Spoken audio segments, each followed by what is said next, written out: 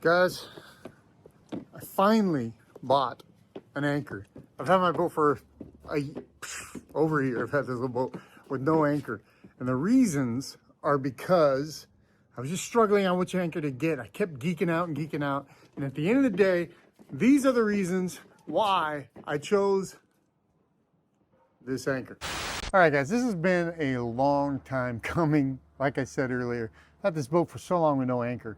And I just kept putting it off. I wasn't sure on the size and the weight. I did all the research and I knew what I needed to get, but I just wanted to, I don't know, maybe get the nicest one I could get, whether it be polished stainless or aluminum. I do like the aluminum, or just an anchor, forged, dipped, something that's gonna be durable and utilitarian and not so expensive. At the end of the day, it boils down to this. What is the best anchor that money can buy? And it's the anchor that can keep your boat in place when you drop it. So with that being said, along with story after story after story of people saying, oh, you'll lose your anchor, you're gonna lose your anchor. If you do any kind of fishing offshore here, you're gonna end up losing an anchor or two. I tell you what, why don't I just buy a good, practical, inexpensive anchor kit that it's not gonna break my heart if I lose it. And that led me to just a West Marine traditional Fluke anchor with the chain and the rope combined. When you have a Montauk 170, the anchor weight you want is about an 8-pounder. You don't need anything more than that. So this specific anchor, I haven't even checked it out yet. The nylon line is 150 foot and the chain is 15 foot. So that's more than enough. One of the cool things about the kit is everything's already connected.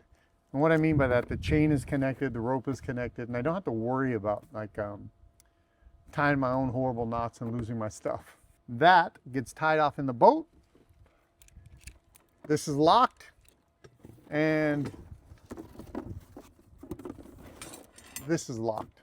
So I'll probably leave the little zip ties on there, just kind of a little extra security. And I was considering taking the line and putting it on a carabiner. So I don't know what you guys think of that. Leave it in the comments below if you think that's a good idea or not. But in the meantime, I will probably do it. So if it's not a good idea, tell me now so I cannot do it. You know, I'm not an expert at all this stuff. I'm just kind of learning here with you guys. All right, now all these Montauks come with a little anchor locker in the front of the boat. What's cool about the anchor locker is it's a cool size. It's not too big, it's not too small, but it should be more than sufficient for this size anchor setup. Right now I'm just gonna tie it off, just so I can get the idea of what we're doing here. So this here is just your Fluke anchor, your basic, and it's designed to grab and pull. And the harder you get pulled, the harder it's supposed to dig into the sandy bottoms here on the Pacific. But it is kind of long, so we're gonna figure out where to put it. There we go. Let's see if that closes.